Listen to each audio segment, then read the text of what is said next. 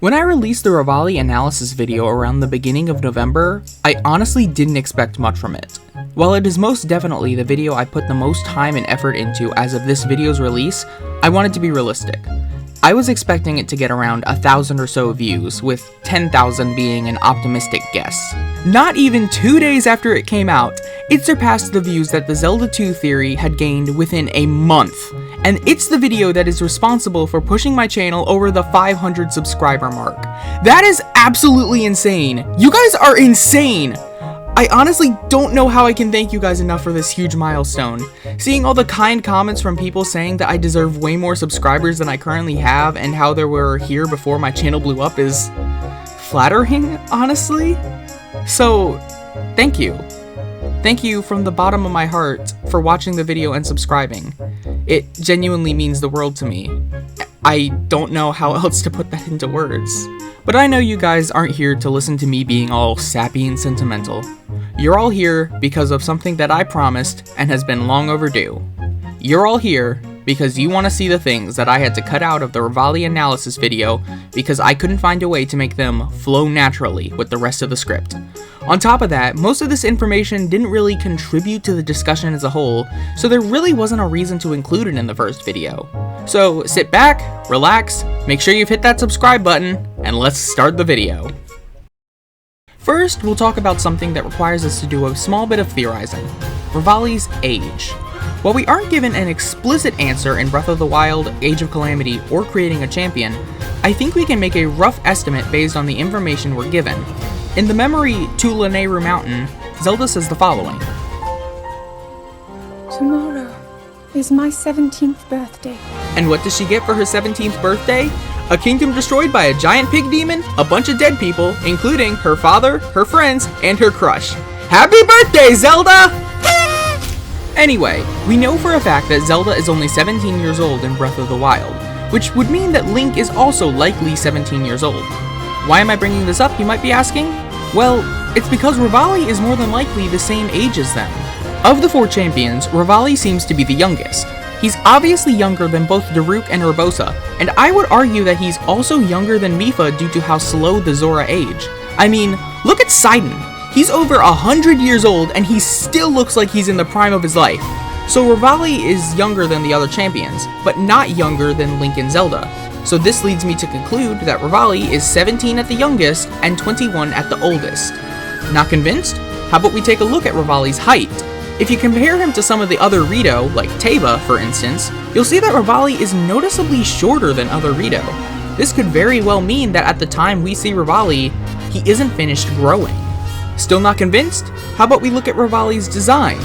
Ever notice those 2 red circles on his cheeks? Many people have theorized that those marks indicate the age of a Rito. If you look at the adult Rito in the game, none of them have those 2 circles. However, if you look at the Rito children, you'll notice that every single one of them has those 2 circles on their cheeks. With this being the case, this would make sense to conclude that Revali is still a teenager. Next is something that definitely requires more speculation: Revali's family. I'm not the first person to theorize about this topic.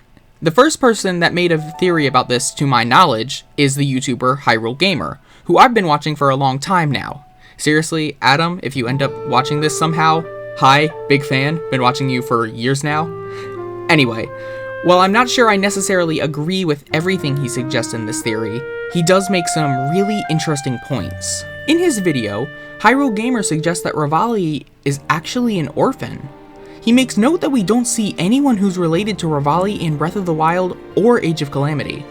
I touched on this briefly in the analysis when I mentioned how the champion's successors are related by blood to their respective champions, save for Revali and Teba. Here's that clip now. Then there's Teba. Teba is just another member of the Rito tribe. While he is a warrior like Revali was, he isn't related to Revali by blood. So why is not hearing about anyone being related to Revali a big deal? Why is this something that I feel the need to point out? Well, if Revali really didn't have any parental figure in his life, it would actually explain quite a bit. In some cases, children who grow up without a parental figure in their lives can develop a lack of identity and emotional imbalance, most notably a low self-esteem and irritability. This could explain Revali's attitude and arrogance on a deeper level than in the last video. The reason that Revali could be so determined to make a name for himself among the Rito is because he's seeking an identity for himself. Not only that, but I also think that Revali is trying to be a role model for the next generation of Rito. We hear about how all the Rito look up to him, but I think it's also worth mentioning how the children especially look up to him. In the second entry of Revali's diary, he says the following, quote, "The Rito children look up to me. I hear they wish to start training at the flight range too. Perhaps it's not a bad idea to allow everyone to use my training space. These are dangerous times after all." End quote. I think Revali acts as a role model for the Rito children because he didn't have one growing up. If he really didn't have a parental figure or someone to look up to, it could be that he wants to become a role model for the next generation of Rito because he doesn't want them to grow up in the same situation that he did. Why don't we also take a look at the cutscene with Revali, Teba, and Tulin from the Guardian of Remembrance DLC for Age of Calamity. When Tulin says that he wants to become better than Revali, Revali doesn't act like a total dick and shut him down. He supports him. Master Revali, thank you so much for saving me. You know, you're pretty good for a little kid. You mean it? Mm-hmm. Thank you! I'm doing all kinds of training so that I can be just like you! Someday, I'll even master the Great Eagle Bow! You were nearly killed by those monsters, you know. Yet you're so happy. Maybe it won't be long until you're Master of the Wind, just like me. You never know, eh? I'd argue that this scene shows that Revali wants the future generation to become just as good as he is, if not better. Now it's time to get a bit depressing and talk about Revali's final moments. We all know that when the Great Calamity hit, the 4 champions were killed by the Blight Cannons. However, I think that Revali's death was unfair. I think that if 2 factors had been different, Revali might have lived. Firstly, in the Champions Ballad DLC, Link has to refight the 4 Blights with limited gear and items. For each Blight, he's given the respective champion's weapon and armor. Except for Windblight. For some reason, Link is given the Falcon Bow and not the Great Eagle Bow. Why is it that you get Mipha, Urbosa, and Daruk's weapons when you fight their respective Blights, but not Revali's? Well, I think I might have an answer. Revali didn't have the Great Eagle Bow during his fight with Windblight. When Calamity Ganon awakens in Breath of the Wild, the 4 champions make their way from Mount Lanayru to their respective divine beasts. Creating a champion even shows us a map of their presumed routes. Revali's path is, of course, the most straightforward, as he can just fly. However, notice where he flies. Directly over Castletown, where the majority of the Guardian army is. I think that at some point during his flight, Revali may have lost the Great Eagle Bow, and it was only retrieved and returned to the Rito after Zelda sealed Calamity Ganon.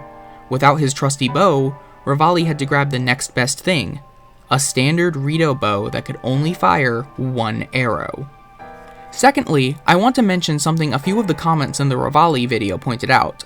This is something I already knew about thanks to yet another Hyrule Gamer video, link in the description, but I'd be remiss if I didn't point out what they said. There's a solid reason that Revali had a disadvantage during his fight. Here, I'll play a clip from Age of Calamity, see if you can spot it. Some payback is in order.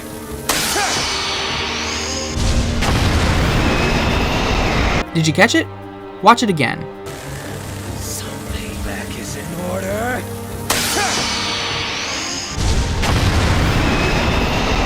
Users, I just wanted to comment, and Zelda Plays YT201 pointed out that during Revali's fight, it's dark. The sun is setting and there's less light. Now, obviously, this wouldn't be a problem for Mipha, Daruk, and Urbosa, but for Revali, this puts him at a major disadvantage. If Rito are anything like real-world birds, they have little to no night vision. While there are some species of birds out there that excel in night vision, such as owls, most birds can't see well in the dark. Revali is clearly designed after a bird of prey, such as a falcon or an eagle. And do you know which species of birds happen to have pretty terrible night vision? falcons, and eagles. At best, Revali wouldn't be able to see Windblight Ganon until it had fired lasers at him. The only reason Revali was able to survive as long as he did in Age of Calamity was because Teba showed up from the future, and then the two of them were able to hold their own until Link came and shifted the tide of battle in their favor. Alright, there's one more thing I want to bring up regarding Revali's demise, and that's when he died. I'm personally in the camp that Revali was the last of the 4 champions to die. Admittedly, this could just be some personal bias since, Revali is quite possibly my favorite Zelda character, but I think there's at least 2 pieces of evidence to support my claim. First, let's look at King Roam's cutscene. When he talks about the divine beasts being taken over by Malice, Vah Medoh was the last to be shown. Now, I may be reading way too much into this, but I personally always viewed this as the game telling us that Revali was able to hold off Windblight Ganon a little bit longer than the other champions could hold off their Blight Ganons. Second, let's look at the music in the Divine Beasts. It's pretty well known at this point that there are hidden SOS messages in each one of the Divine Beasts' music tracks. 3 of the tracks have the SOS in the opening seconds. Here, give them a listen. I'll play Vah Ruda,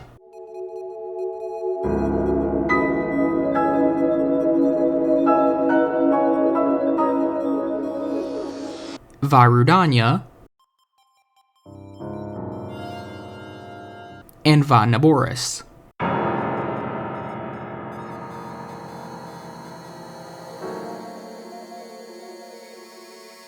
They're a bit hard to hear since they're masked by the music, so you'd be forgiven for not hearing these while you're playing the game. The music for Vah Medoh, on the other hand, is different. Unlike the other Divine Beasts, the SOS in the Vah Medoh theme isn't heard until about 15 seconds in, and it's not masked by any music.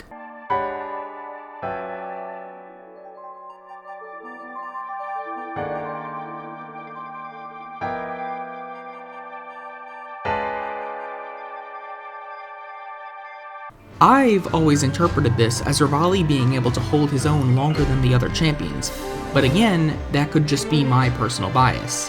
However, that's not the only thing that Revali's late SOS means.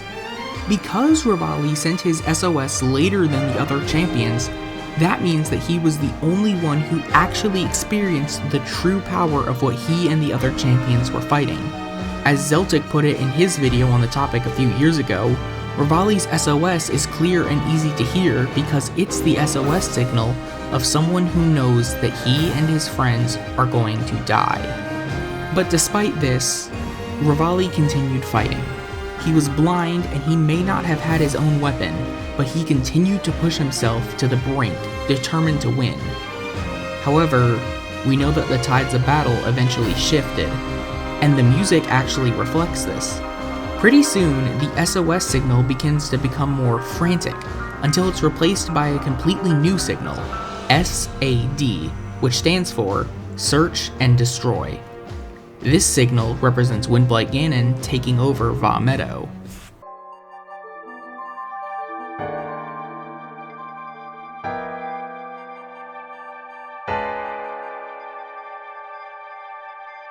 At the 1 minute and 15 second mark in the track, the Morse code can no longer be heard as the main music kicks in. As the music goes on, however, something new begins to chime in. A quiet tone that occasionally changes pitch. I'll play that part of the song now, so pay close attention to see if you can hear it.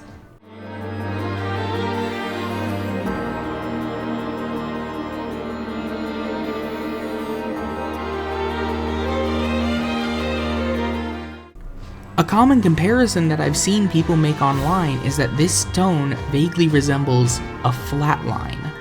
It's obviously not the exact sound, but given the frantic SOS signals that are cut off by an SAD signal, I think it's a fair comparison to make. Here's the interesting part though. This flat line doesn't happen in any other Divine Beast music track. I went back and listened to each one in its entirety, and I personally couldn't hear anything that sounded like a flatline. Now, I could just be missing it entirely, as the SOS and SAD signals are much quieter and harder to hear than the ones in Vah Medoh's music. Whether the flatline being unique to Vah Medoh signifies Revali dying first or last, I don't think we'll know unless someone on the Zelda team explicitly confirms it. So, that was depressing. So why don't we end this off with something a little more lighthearted. Revali is left-handed. I don't know how I didn't realize this. I recently learned this after Sean Chiplock, Revali's voice actor, tweeted out something asking if Revali was left-handed. I'll put that tweet on screen now. And I looked it up to see if he was, and sure enough he was. Only to immediately realize, at least a second after making that tweet, that I completely missed the goddamn joke. Thanks, Sean. Hey, you made it to the end of the video! Awesome! Really sorry that this took so long to make. I've just been so busy throughout December, and now it's 2023. Happy New Year, by the way. But anyway, hopefully not gonna have this long of a gap between videos, but no promises, because schoolwork comes first. But anyway, if you like this video, please do consider leaving a like and subscribing, and if you want to, then why don't you go ahead and give me a follow on Twitter, because I'm pretty active there, and I try to, like, update video progress there. Well, I mean, I would if I had people following me. But anyway, thanks so much for watching, and I'll see you guys in the next video. See ya!